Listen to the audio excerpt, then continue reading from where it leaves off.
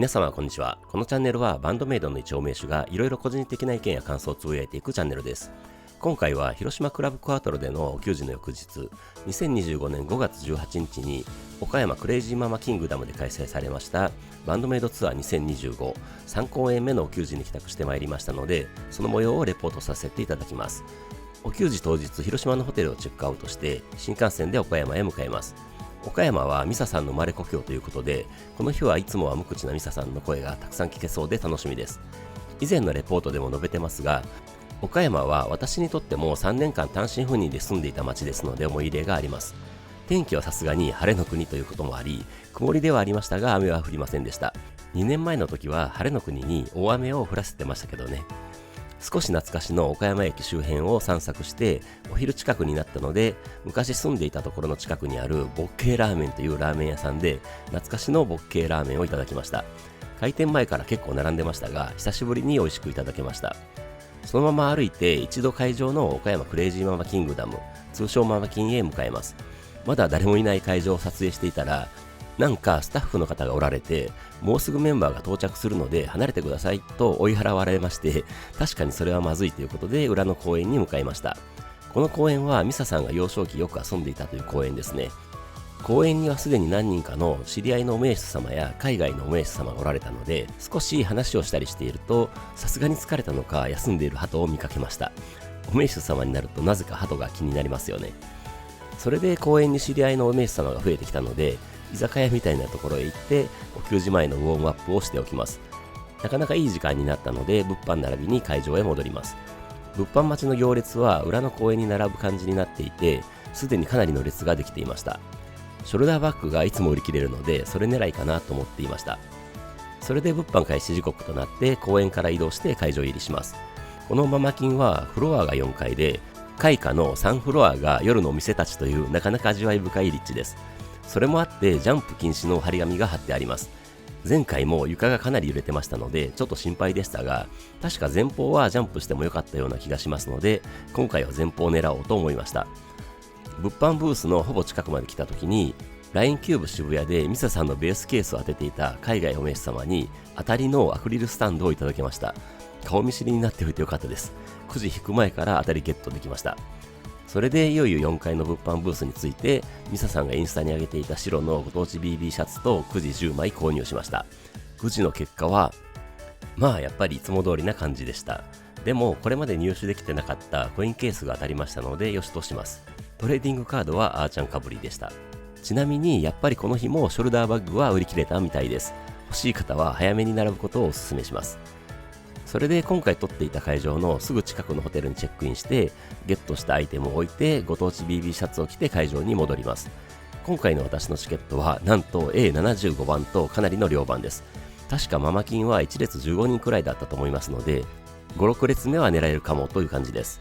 会場に着くともうすでに会場待ちでママキン恒例の公園で番号ごとのブロックに並ぶという状況になっていましたので、先頭集団のところに並んで待ちます。それでいよいよ会場時刻となり、スタッフさんが集団を引き連れてガチョウの親子みたいな感じでママキンへ向かいます。会場前の階段を見上げると結構並んでます。会場に入るとやっぱり5列目くらいまで埋まってます。お嬢様エリアが下手2列くらいありましたので、残りは1列13人くらいですからね。かなりの横幅が狭い会場で、後方は階段があって高くなっている感じです。今回は当然前方狙いですので、さえちゃんの真正面6列目くらいに位置取りました。前に背の高い人がいたので若干見えにくいですが、本当に目の前がステージなのでワクワクします。頭の真上くらいにミラーボールがありました。あの曲をやるんで必要ですね。ステージが低めで天井も低く横幅もかなり狭いので、とにかくステージが近いです。フェスの時の最前列より近い感じです。しかしこんなに狭い箱でまでやってくれるのって本当にやりがたいですし、すごいことだと思います。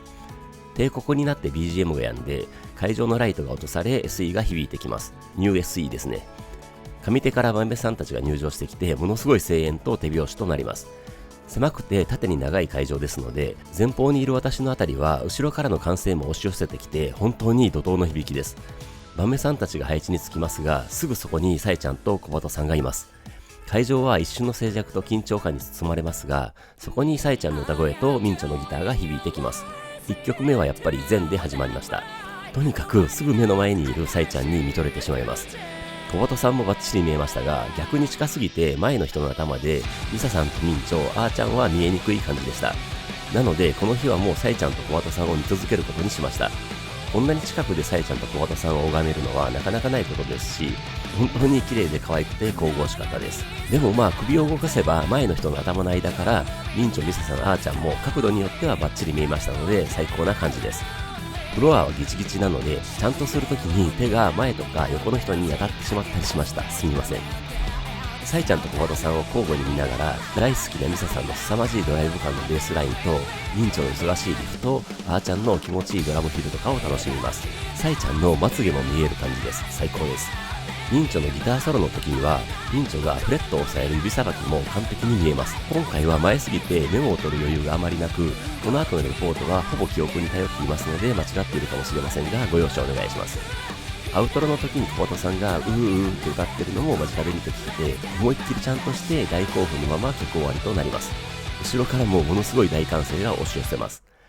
続く2曲目はグローリーです。サイちゃんが雄たけびを上げながら煽ってくるので、前だからいいかと思ってイントロでジャンプしながらジャンプしてしまいます。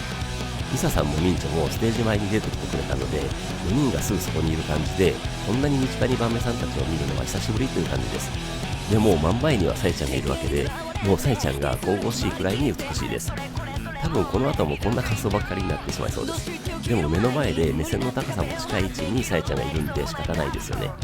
シンガロングもコール&レスポンスも力が入ります。楽しすぎます。あっという間に2サビが終わって C メロになりましたが、ミサさんのベースがものすごかったです。こんなに近くにバンドさんたちを感じながらグローリーで飛び跳ねると本当に至高です。アウトロでは思いっきりちゃんとしながらジャンプしてしまいましたが、ニコニコしながらギターを弾いている小畑さんの異常な可愛さも堪能して曲終わりです。続けての3曲目はプロテクト U ですね。あーちゃんのブラストビートが直接体に響いてきます。小畑さんとサイちゃんのフーララララララに合わせて会場はシンガロングします。すごい迫力です。サイちゃんが真ん中の立ち台に乗るともう本当に目の前です。目の前で表情もはっきり見える形でのサイちゃんの歌っている姿はものすごい迫力があります。これを味わえるのは低いステージでフロアからも近いママキンならではです。少しだけ左を見ると小畑さんの可愛くかっこいいギターを弾く姿もすぐそこに拝めます。本当に最高です。ギターソロの時はミンチョも前に出てきてくれるので、ミンチの美しく可愛い表情を見ながら素晴らしく華麗にフレットを走る指と力強いけど繊細なピッキングを堪能できました。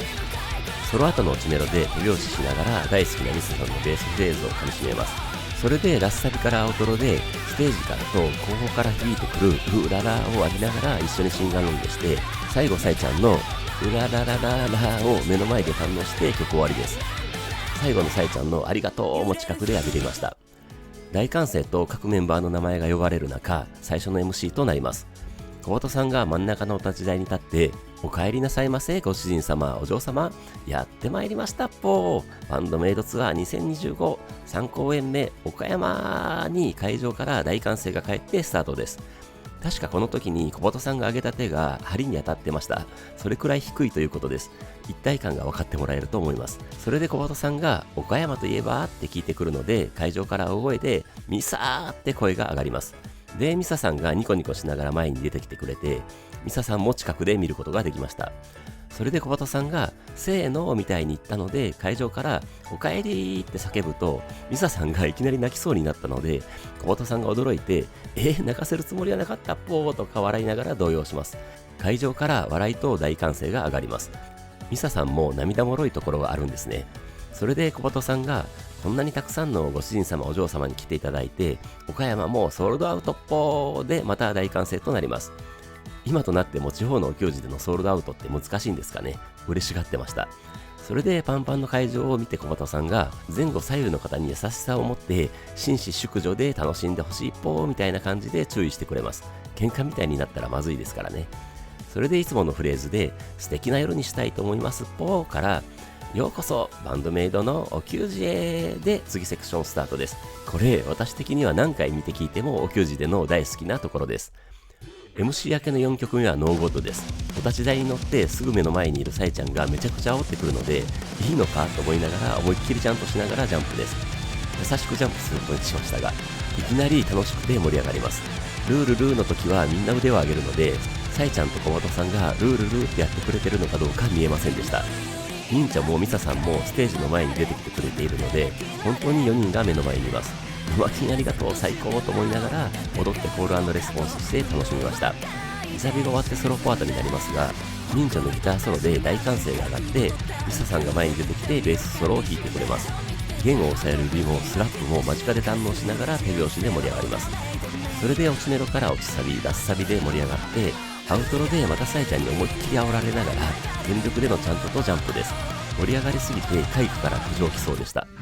ここでミサさんが前に出てきてスポットライトを浴びながらベースを弾き始めます。レドラセッションです。昨日の広島でのミサさんからのクレームに応えてサイちゃん場所を変えてきたわけですね。あーちゃんのドラムも入ってきてだんだんセッションが激しくなっていきます。会場もそれに合わせてチャントや歓声で盛り上がります。この時はドラムを叩くあーちゃんの笑顔をバッチリ拝めました。最後のミサさんのベースが鳴り響く中、小本さんの強烈なシャウトです。レドラセッション後は5曲目となるトワエモアです。小本さんが全力でシャウトしている顔は止まりません。前と後ろからおーおーおーおーおーおーのシンガロングが押し寄せます。何度も言ってしまって申し訳ないですが、こんな可愛いビジュアルのガールズバンドがやっているとは思えない重厚でハードでカオスな曲です。こっちも思いっきりヘドバンしながら楽しみます。2メロに入って1メロとは違うテイストになるところも楽しんで、2サビ終わりでミンチョのギターソロです。ミンチョが低い姿勢で不協和音で狂気的に感じるソロを弾いている姿を堪能します。ラスサビでの小本さんのシャウトもバッチリ見て聞きながら、サイちゃんの引き迫る感じで歌う姿を目の前で見て、アウトロで最後思いっきりシンガロングして曲終わりの大歓声となります。もう汗が噴き出しましたが、緊張がいいのか昨日の広島よりは少しマシな感じがしました。ここで次はディファレントが来るのかなと待ち構えていたら、6曲目に聞こえてきたイントロはリアルイグジスタンスです。ここにメドレー入れてきたわけですね。サイちゃんの強烈な音叫びで会場は大歓声に包まれて、大声でのチャントになります。A メロで手拍子が鳴り響きます。それで B メロではチャントで盛り上がって、サビではもう大興奮で手を振り上げながらサイちゃんの歌に酔いしれます。次はアフターライフです。イントロでちゃんとして落ちサビになりますが、そのミンチとミサさんの下がっていくフレーズがたまらなく好きです。それで目の前にいる小鳩さんのシャウトです。もう至福です。それでラスサビになって今度はサイちゃんを見て楽しんで、アウトロはちゃんとで盛り上がります。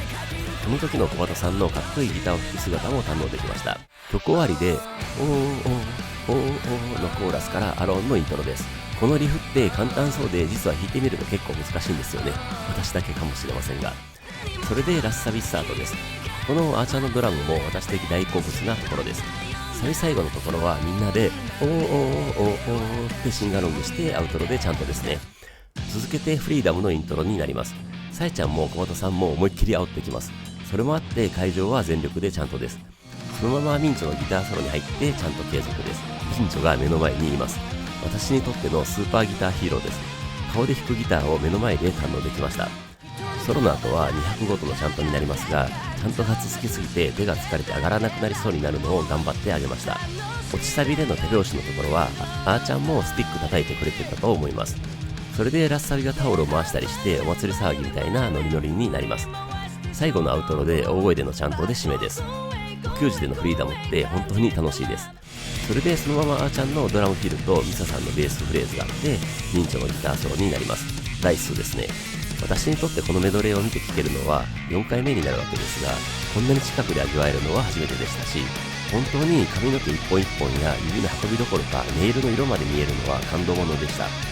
ダイスも本当に大好きな曲なので、それをこんなに前で見て聴けるって最高でした。ラスサビでのシンガロングはうねりのようになってましたし、アウトロでは見上げたところにいるサイちゃんに煽られながら思いっきりちゃんとしました。それで次も大好きな I Can Live Without You です。しかも大好きな落ちメロからのスタートです。曲後半に曲タイトルの I Can Live Without You って入れてくるところ、本当に大好きなところです。アイキャン歌ってる時のサイちゃんの表情がすごく好きなのですが、それを目の前で堪能できました。アウトロの時のちゃんともすごかったです。それでまた大好きなこの曲の締めがあって、YOU のおーおおおおおのシンガーロングです。この YOU は私も含め大好きなご主人様お嬢様が多いというのを分かってくれているのか、アローンやフリーダムほどではありませんが、まあまあ古い曲なのに結構お給仕でやってくれるので本当にありがたいです。私的にはこの曲のサイちゃんのつながって愛情 YOU みたいに末尾を区切るような歌い方がなぜか大好きなんですよね。ラッサビからスタートでアウトロでの大音声でのシンガロングを最後ぴったり気持ちよく合わせて曲終わりです。そこにザ・ノンフィクションデイズのイントロが来ます。この曲も私が提供曲の中で一番好きな曲です。イントロでのチャントからスタートは落ちサビからです。ノンフィクションデイズの中でも一番好きなところです。MV の明るくなった海岸でアップになったサイちゃんの顔が思い浮かびます。思いっきり手拍子で盛り上がります。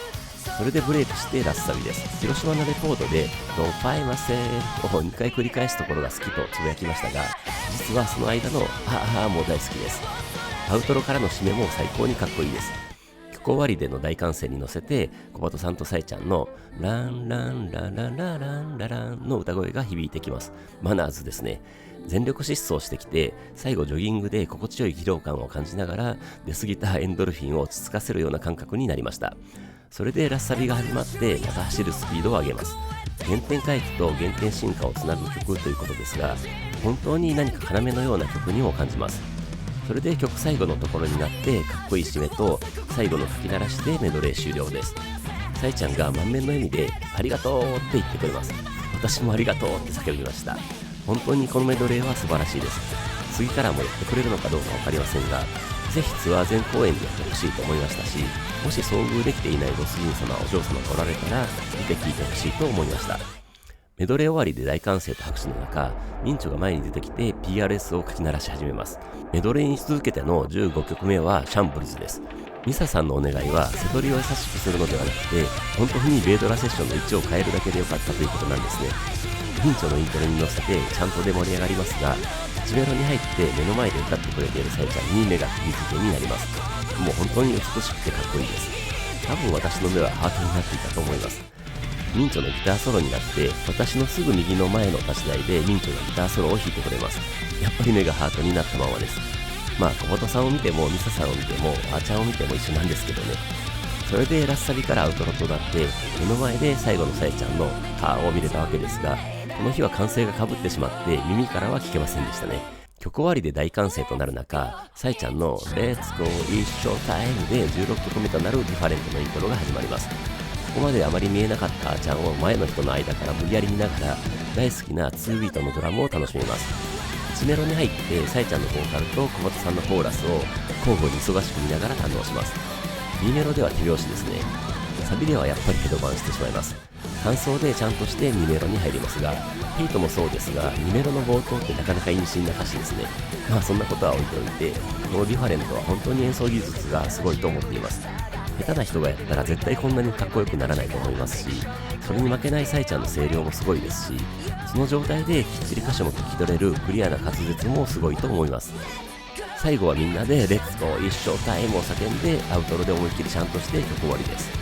サイちゃんのありがとうももらいました。ここでやっと2回目の MC です。サイちゃんの盛り上がってるなーで大歓声です。でサイちゃんが暑いとか目が痛いとか言ってなんとか目に入った汗を取ろうとするのですが、コンタクトがずれたみたいで大変そうでした。それで確か会場からおっさんをいじめないでみたいな声が上がったのをサイちゃんが拾って、そんなこと言ったらもっとやるよみたいにサイちゃんらしいことを言って会場は笑いと歓声に包まれます。でもサイちゃんはもっと水飲めとか、小畑さんも水は大事っぽーみたいに気遣ってくれてました。ミサさんもお酒じゃなくて水を飲んでるっていうことで、ミサさんが水のペットボトルを見せてくれましたね。珍しいですね。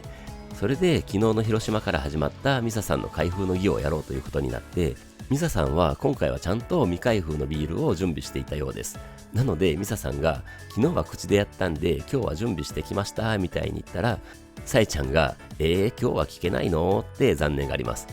ミンチョがだんだん成長していく姿が見えるとか言ったら、サイちゃんと小鳩さんからそこみたいに突っ込まれてました。それでミサさんが真ん中の立ち台に乗って準備してると、諦めきれないサイちゃんがプシュってやって口でも真似してねとわがままな注文をしながらお立ち台に立つミサさんにマイクを向けます。みんなの3、2、1って掛け声にミサさんが思いっきり綺麗な音でプルトップをプシュって鳴らして口でもプシュって言ってくれて大歓声が上がります。さすがミサさんです。それでミサさんがビールを飲むときにサイちゃんがミサさんの喉のところにマイクを当てて喉越しの音も聞かせてくれましたね。小鳩さんが笑いながら昨日より成長したっぽーって褒めてました。ミサさんも笑顔で昨日より成功した感じがしたとか満足げでした。それで昨日を知らない人のためにさえちゃんが昨日は面白かった、痰が絡んだような音だったみたいにミサさんにとっては余計なことを説明してくれます。ミサさんはもっと練習しとくとか可愛いこと言ってました。それでなんでそうなったかは忘れましたが、ミサさんが後で質問タイムをやるよみたいなことを言ったので、会場から歓声が上がって、サイちゃんが次の MC の時にやるので、ご主人様お嬢様は質問考えといてねみたいに言って質問タイムがあることになりました。質問に答えるかどうかはサイちゃんがジャッジするとのことでした。ちなみにこの時にサイちゃんは上手のお立ち台に座っていたのですが、大変失礼ですがスナックのママみたいでした。いや、撤回します。すみません。それで瀬戸りの話になって、サイちゃんがやってやったみたいに言ったら、小鳩さんもサイちゃんもきついっぽーみたいに返して、サイちゃんもそうなのみんなで首を絞めてるみたいに同意してましたね。そうでしょうね、きついと思います。小鳩さんとサイちゃんの掛け合いになったので、ミンチョはドラムの椅子に座って、その横に立ってたあーちゃんとミサさんとなんか楽しそうに話してましたね。それでやっぱり汗がすごいみたいな話になって、小鳩さんがライブハウスってこれだっぽねって言って歓声が沸き起こります。そうなんですよね。ライブハウスはこれなんです。それでサイちゃんが全国ツアーは2年ぶりだけど、札幌とか福岡とかゼップとかって最近はホールとか広めのライブハウスだったじゃんって言って、で土佐回りしてた頃思い出すみたいに言ったので、小鳩さんが慌ててあえて小鳩言わなかったのに土佐回りっていう言い方はダメっぽーみたいにサイちゃんに注意して笑いが起きます。でもサイちゃんは続けて、その頃からこの会場でやってたよねみたいな話になって、小鳩さんがでもこんなに人いなかったっぽーみたいに感激して会場からも大歓声が起きます。あと8月になったら13年目に入るみたいな話になって、サイちゃんがみんなついてこれるって言ったので、当然会場からは賛同の歓声が上がります。サイちゃんが笑顔でみんなに私たちもついていくねとか言ってくれてました。ちなみにこの時くらいにあーちゃんとミサさんは上手の少し前に出てきて、ドラムの椅子で休憩していたミンチョも合流してましたね。それでスナックのママみたいに座っていたサイちゃんも立ち上がってメドレーの話になりました。2月の番外編を給仕でやったということと、それを東京以外でもやりたい、みんなに聞いてもらいたいみたいな話をしてくれて、会場からサイちゃんありがとうの大歓声が上がります。サイちゃんは気分がいいみたいに言ってましたね。あとベイドラセッションの話になって、あーちゃんとミサさんが前に出てきてベイドラセッション誕生の裏話をしてくれるということになりました。最初ミサさんが私のパソコンがある作業部屋で茜が寝ていてみたいに話し始めるのですが、なんかうまく説明できないみたいになってあーちゃんにバトンタッチします。それであーちゃんが説明してくれるのですが、泊まりかけでミサさんの家に行って曲作ってたら1日でできそうにないということで、まず寝ましょうみたいになって、ミサさんの作業部屋に布団を引いて寝ようとしたらしいです。でも夜中にすごくお腹が空いたので、キッチンとか探ったらバナナがあったらしいですが、袋に入っていて開けたら悪いと思ったらしく一旦諦めたらしいです。でもお腹空きすぎて寝れないみたいになって、作業用のお菓子を食べたということで、翌朝あーちゃんがミサさんにミサお菓子食べちゃったごめんってものすごく謝って、お金で返すって言って150円返したらしいです。ステージも会場からも笑いが起きてましたが、ミサさんが続けて説明してくれて、朝ごはん作って起こしに行ったら、茜が深刻な顔で、ミサに謝りたいことがあるの、本当にごめん、大事なスナックのお菓子食べちゃったって言ってきたということらしいです。会場からは大きな笑いが起きてましたが、あーちゃんがその反省とかも込めて作ったセッションですみたいなことを言って、さらに笑いと歓声が起きてました。で、なぜそんなことになったかというのをサイちゃんが説明してくれるのですが、ミサさんは食べ物を取られたりすると本当にものすごく怒るかららしいです。怒るというより絶望みたいな顔するよねとか言われてました。逆にミサさんが美味しいと思ったものを他のメンバーに勧めるのを断られるのも嫌らしいという話になって、ミサさんがこれ美味しいよ食べてみてとか言った時に、あーちゃんとかサイちゃんが断ると、なんで食べてくれないのよみたいに怒るみたいなエピソードをサイちゃんが説明してくれて、また会場から笑いが起きます。小鳩さんがもう何の話してるっぽみたいになってましたね。でもサイちゃんがやめずにエビのエピソードを話してくれます。お名手様なら知っている豆さんたちの新年会か何かの時に話していたエピソードだと思いますが、ミサさんとあーちゃんとサイちゃんがオムライスを食べに行った時の話ですね。あーちゃんが好きなものを最後まで残して食べる癖があって、その日も大好きなエビを残していたらしいのですが、残し方がいらなさそうな残し方だったらしく、さえちゃんがミサちゃん食えって言ったら、ミサさんが反射的にはいって言って、あーちゃんの大事なエビを食べてしまったというやつですね。で、あーちゃんが呆然としたという面白いエピソードです。小畑さんがなんでミサちゃんは食べちゃったっぽって聞いたら、ミサさんが理由はないとか言ったので、会場も爆笑になってました。で、さえちゃんがっていうただ私が悪い話でしたって言って、小畑さんからまた何の話してるっぽって怒られてました。でもまたあーちゃんが話を戻して、食べ物のことで大喧嘩してセッション作れないとかなったら嫌じゃんとか言ってたら、最後にミサさんがそのスナックのお菓子2つあったんだよねとオチをつけてくれてました。それで思いっきり脱線した話題を小畑さんがグッズの紹介しないとまた怒られるっぽーとか言って戻そうとするのですが、さえちゃんがこれがバンドメイドの球児の醍醐味みたいなもんだよみたいに言って、私もですよねって納得してました。それで小畑さんが恐る恐る、ちなみに今日初めてお給仕に帰宅された方いますっぽーって会場に聞いたら、まあまあ手が上がってやばいみたいな感じになって、さえちゃんが慣れていってくださいねって言ってやっとグッズの話になります。さすがに時間が押しているので、ナラティブズライブラリーの T シャツとかトレカの T シャツとフェイスタオルの紹介をささっとして、あとなんだっけみたいになりながら、ローズ T シャツとかレディートゥーロックのロゴ T シャツとか白のロン T の紹介をしてくれます。それで会場から声が上がって、そう、お給仕ショルダーバッグとか言ってショルダーバッグを紹介してくれてました。あとはご当地ベースボールシャツの話になって、ミサさんが色を決めたということで、今回は時間がないのでクイズではなく、ミサさんが教えてくれます。大手まんじゅうの白と黒ということでした。ミサさんが大好きらしく、みんなに勧めてたらしいです。さっきの話が蘇りました。後で X のポスト見たら、みんなお土産で買ってましたね。宣伝効果は抜群です。あとはその他もろもろとか、外れなしのくじでトレカとかあるみたいに雑に紹介して、さえちゃんがでは小畑さんの必殺技の時間ですねみたいに言って、小畑さんが真ん中のお立ち台に立って、小畑のおまじないタイムって叫んでおまじないタイムになります。近くから見る小畑さんは本当に可愛かったです。それで小畑さんがミサちゃんの地元岡山に地鳴りがするくらい声を出すぽよって煽ってきて、萌え萌えキュンキュンで会場も萌え萌えキュンキュンを大声で返します。あと岡山とかミーサーとかやるのですが、そこからミッサミッサーってやって、ミッサミッサミッサーってだんだん増えていくやつをやります。昔どこかでやったことがあるような気がしましたね。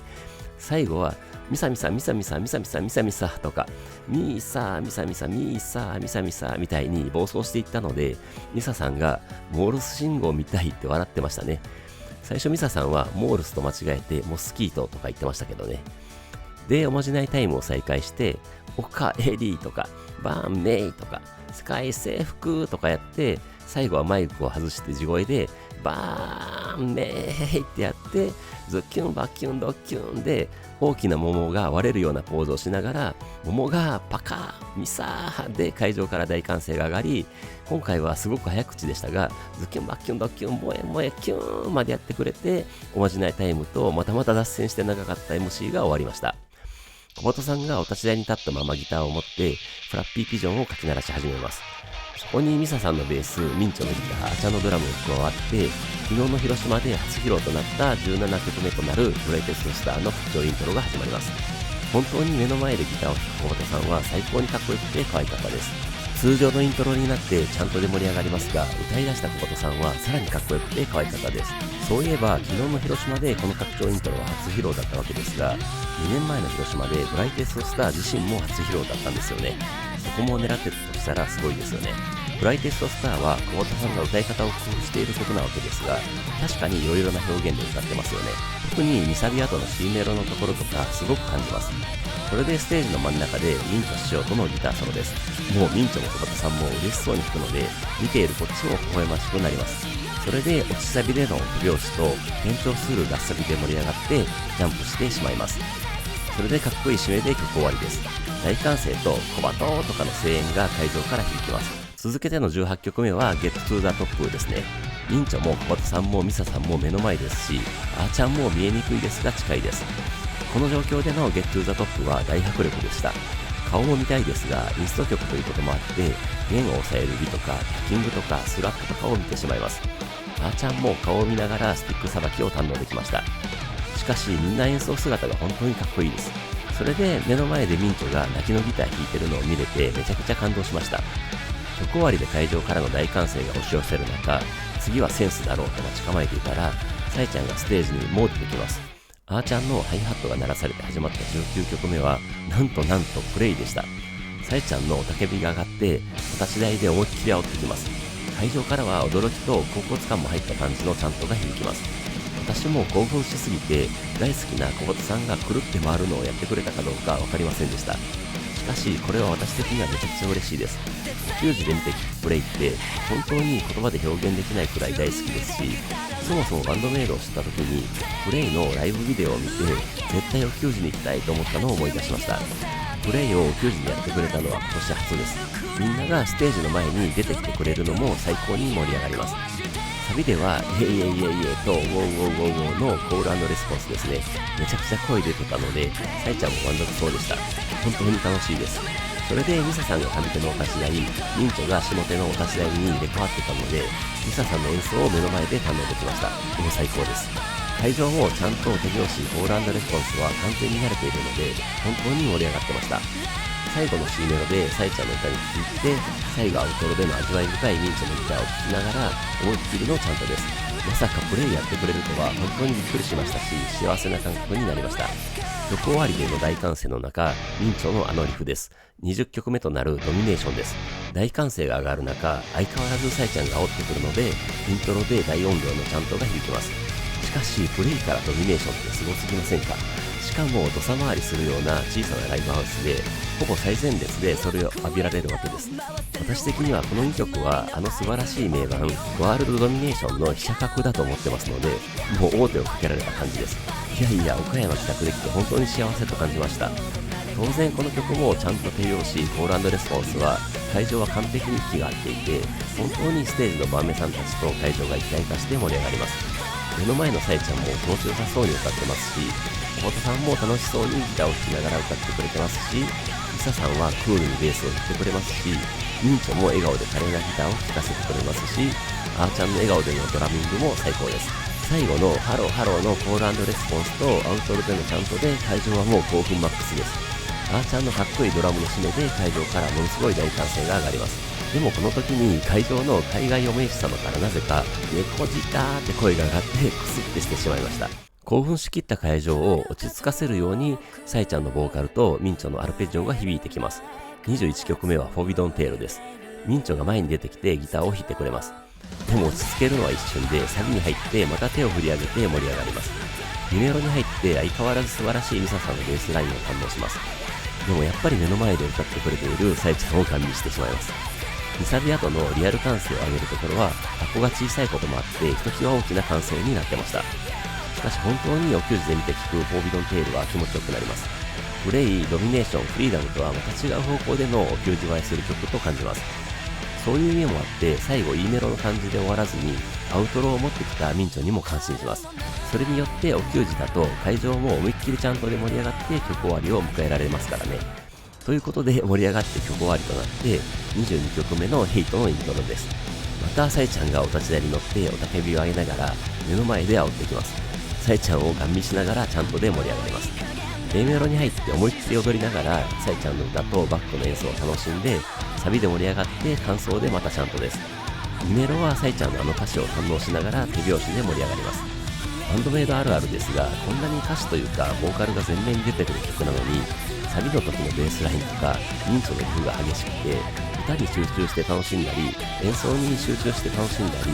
どっちも聴いて楽しんだりできるという一粒で何度も美味しい曲です。それでソロパートとなりますが今回も通常バージョンだったと思います。でもヘイトのソロパートはもともと長いので目の前でミサさんとミンチョがソロを弾くところを拝みましたし、小本さんが後ろで笑顔でリズムギターを弾いているところとかあーちゃんが楽しそうにドラム叩いてるのも見れました。なおサイちゃんは上手の端っこの方で笑顔でスカートの下から風を入れて涼んでました。とても暑かったんでしょうね。ソロ終わりで C メロから小本さんのシャウトを堪能してラッサビで盛り上がってアウトロでみんなで愛ヘ中です。この曲もやっぱり盛り上がりますよね。曲終わりで次の23曲目はマギーですね。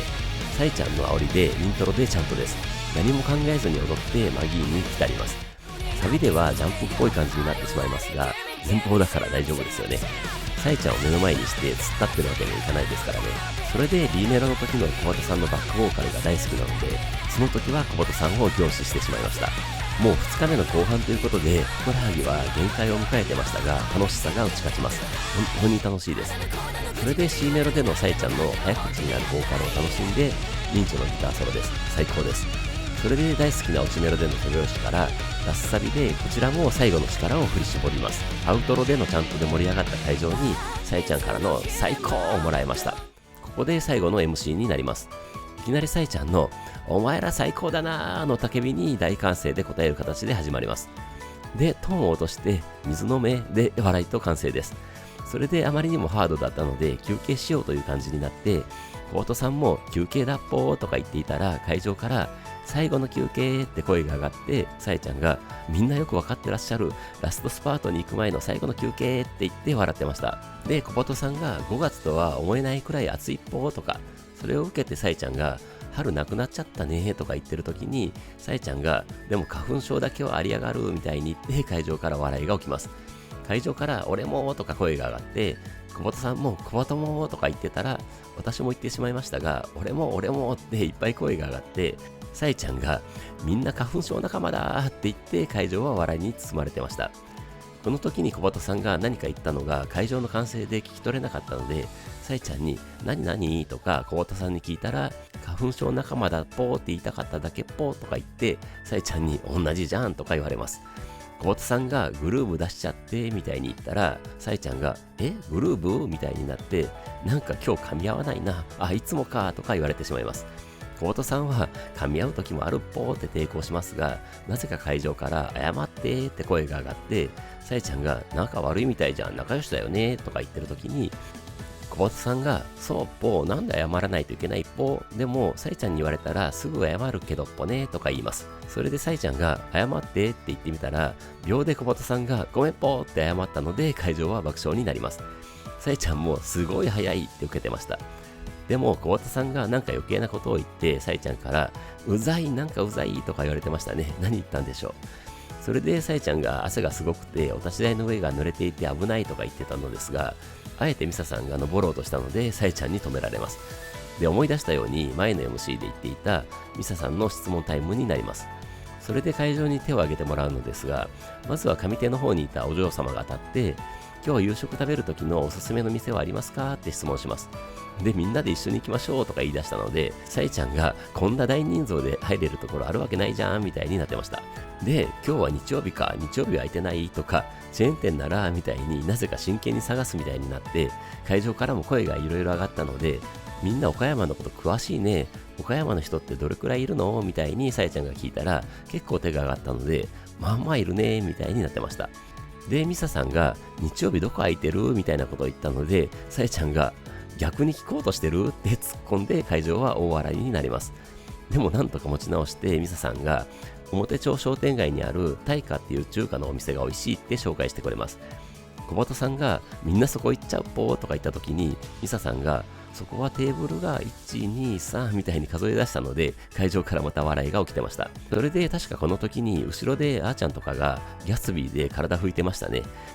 昨日の広島に帰宅された方はギャツビーの下りを思い出しますよね。それでミサさんが次にうどん屋さんのたぬき屋が美味しいとか、パイが美味しいマーテルっていうお店とか教えてくれます。私はこの時はタイが美味しいって聞こえたので、後でネットで調べてパイの間違いだったということに気づきました。それで次の質問ということで、私の3列ほど前にいたご主人様が当たって、今日飲みたい酒は何ですかとなかなかいい質問をしてました。でもなぜかさえちゃんが先に答えて、ビール飲みたいとか言ってましたね。まあさえちゃんはビールでしょうね。小畑さんもさえちゃんはビールとしか答えないっぽーとか言ってました。でミサさんは麦のソーダ割りと渋いチョイスをします。あと次の質問ということで、確か上手側のご主人様が当てられて、新衣装の表側の柄は蛇ですかと意表をつく質問をしてきます。でその質問に驚いたさえちゃんがなぜかそうです蛇なんですって答えて、ミサさんの詩を見せてくれましたが、確かに蛇柄なんですね。全く気づかなかったというか、裏地ばっかり気にして表は見てなかったですね。素晴らしい質問でした。っていうかさえちゃんが答えるんですね。それで裏地の刺繍を見せてくれて、会場から歓声と拍手が起きます。でも小鳩さんがミサさんの斜め前にいたので、会場から邪魔とか声が上がって、ミンチョがそんなこと言うと小鳩が傷ついちゃうからダメなのみたいに注意して、小鳩さんも枕を濡らすかもしれないぽーって傷ついたふりをするのですが、さえちゃんが寝汗とか昔どこかで聞いたボケを入れてきます。で、最後の質問ということで、結構後ろの方のお嬢様が当てられて、何か言ったのですが全然聞こえなくて、なんだろうと思ってると、さえちゃんが鬼身内じゃんとか言って、多分すごいプライベートな質問をしたんだろうと思いますが、後で答えますみたいになってました。誰だったのかは分かりませんでしたね。本当に身内の方だったのかもしれません。それで本当に最後ということで、少し前にいたご主人様が当てられます。で、裏の公園で小さい頃遊んでいたというのは本当ですかと質問されて、ミサさんが本当です、近くに住んでてよく遊んでたと答えてました。それで西側緑道公園でも遊んでたってミサさんが言った時に、会場から川の中みたいな声が上がって、さえちゃんがバーカって言ったので会場は爆笑となったのですが、小鳩さんが大サービスっぽーとか言ってました。確かにさえちゃんにバーカとか言われたら大サービスですね。で、質問コーナーは終わったのですが、さえちゃんが今日まだ喋ってない人がいるとか言い出します。ミンチョですね。で、ミンチョが前に出てきて、おーって叫んで、みんな今日はミサちゃんの地元岡山に帰ってこれて最高だねみたいにミンチョ節を炸裂させて喋ったことになりました。さえちゃんもボン終わりみたいになってましたが、小鳩さんが新しくなった SE の話を振って、ミンチョがバンドメイドは毎年新しい SE に変えるんだよみたいなことを教えてくれます。いつもさえちゃんが依頼するらしいです。で、今回の SE はどんな依頼で作ったのかという話になって、さえちゃんもミンチョも記憶にないみたいな感じになります。で、今回のツアー大活躍の天の声があったみたいで、さえちゃんからのラスボス倒しに行く時みたいな感じでみたいなリクエストで作った後のことでした。前の SE は冒険に向かう時みたいなリクエストだったからそうしたみたいです。じゃあ来年はお城に凱旋する感じかなとか思ってしまいました。あと EP の話になって、さえちゃんが EP 制作は年内を目指してますって言ってました。秋くらいと思ってましたが年内なんですね。会場からはミンチョに頑張れって声が上がってましたね。あと、桃源暗記の What is Justice の話になって、アニメ3クール目ということで、あーちゃんがアニオタミオリにつきますって言ってました。で、最後に小鳩さんが、ツアーも続きますし、ファイナルラウンドまで発表されてますっぽねとか言ったら、さえちゃんが、みんなファイナルのガーデンシアターで会おうじゃないかって言って会場から大歓声が起きます。それで小鳩さんが、どんどん成長していく私たちが見れるっぽねって言って、さえちゃんが高みを目指したいんだって叫んで会場から大歓声が上がって、続けてさえちゃんからのこれからもついてこれるかの叫びでまた大歓声です。さらに続けてさえちゃんがラストスパート行こうと思いますがいけんのって聞いてくるので大歓声で答えて、最後かかってこれんのかの叫びでラストスパート突入です。ラストスパート最初となる24曲目はアンリッシュですね。会場は体力回復してますので、さえちゃんの煽りに全力のちゃんとで答えます。イントロの時はお立ち台でのさえちゃんの腕振り振りダンス見れました。さえちゃんと小鳩さんを交互に見ながらシンガロングしたり、手を振り上げたり手拍子してアンリッシュを楽しみます。声をした会場からのダンダンディダンダンも声出てました。さっきまでのあの緩いメイドさんたちとは思えない迫力の演奏とボーカルです。この高低差、ギャップが病みつきになるんですよね。ミンチョのギターソロはまた近くで見てきてたので、フレットさばきと大好きなピッキングを堪能します。ソロ後の落ちメロからだんだん盛り上げてのラッサビです。冒頭のアーチャーのためはやっぱりたまらなく好きです。手を上げるタイミングがずれたりするんですけどね。それでアウトロで思いっきりちゃんとして曲終わりです。25曲目は玉屋です。さえちゃんのもうすぐ祭りが始まるぞという静かな始まりからイントロでちゃんとしながらお祭り開始です。A メロに入ったらもう踊る感じになってサビでジャンプするみたいになってしまいます。頭上というかこの頃には若干の圧縮でさらに前に行ってましたので、頭上やや後方にあるミラーボールを見てみたらちゃんと光が当たって光ってましたね。2サビが終わって C メロになってミサさんとミンチョのギターバトルです。2人が前に出てきてバトルとなります。会場もちゃんとで盛り上がります。もうこんなに目の前でミサさんとミンチョのバトルが見てきてるって最高です。でもステージの後ろを見るとさえちゃんと小松さんが向かい合って笑ってありがとうみたいにお辞儀し合ってたのがすごく仲良さげでいい感じでしたね。最後のあーちゃんのドラムソロを思いっきり体に浴びて小松さんのリズムギターソロを堪能してラッサビです。思いっきり踊ってアウトロでちゃんとして曲終わりです。26曲目はチューズミーですね。さいちゃんが目の前の立ち台で煽ってきますので、イントロは思いっきりのチャントで答えます。さいちゃんが下手で歌って小鳩さんが真ん中に来たので、小鳩さんが目の前です。ハリウッド映画のケイトでダンスホールのシーンに豆さんたち出演で使われた曲ということで、本当にダンスしながら気持ちよく乗れる曲です。リサビが終わってミンチョのギターソロになります。何度も言って申し訳ないですが、本当に目の前であのエモいミンチョのギターソロを見てきてます。本当に感動していたのですが、その時に小鳩さんがサイちゃんを追いかけて、サイちゃんが逃げながら怖いって感じみたいになってたのが面白かったです。それで C メロで手拍子で盛り上がって、ラスサビで手を振り上げて、ミンチョの2回目のギターソロを終わって、最後のサイちゃんの迷わずチューズミーで曲終わりです。曲終わりの吹き鳴らしの中、サイちゃんのありがとう岡山、次がラストのおたけびです。ラスト27曲目はレディートゥーロックです。多分このツアーのラスト曲に位置づけられてるんでしょうね。ミンチョが目の前であの凄まじいギターを吹き鳴らして、あーちゃんのゴリラドラムが加わります。残った体力を全て使い切る感じで踊りながら、おーおーおーおーのシンガロングして、サビの時は今回も手を前後に振る感じのダンスっぽい動きで盛り上がりました。感想ではちゃんとになってました。2メロのブレイクからのあーちゃんのドラムフィルを堪能して、小鳩さんのシャウトを目の前で浴びます。2サビも思いっきりダンスして、ミンチョのギターソロです。ここでもちゃんとで盛り上がります。そこからのチメロでは手拍子で答えて、ラスサビ冒頭のあーちゃんのバスドラブレイクを腹に感じて、最後アウトロというか冒頭と同じメロが来て曲終わりというかお給仕終わりの書き鳴らしになります。さいちゃんのありがとうございました岡山、また会おうな、バンドメイドでしたの雄たけびが上がって大歓声となって書き鳴らしが終わり、最後の最後小鳩さんのいってらっしゃいませご主人様お嬢様バンドメイドでしたっぽーで、ミサさんの地元岡山クレイジーママキングダムのお給仕は幕を閉じました。ピック投げが始まってもステージにいてくれるサイちゃんの満面の笑みを間近で見れました。それで今回はかなりの前列なのでピックゲットのチャンスです。ミサさんもミンチョもなかなかこちらに投げてくれなかったのですが、ついに小鳩さんの投げたピックが手の届くところに来ました。私の右手に当たったのですが、勢いが良すぎてつかめず、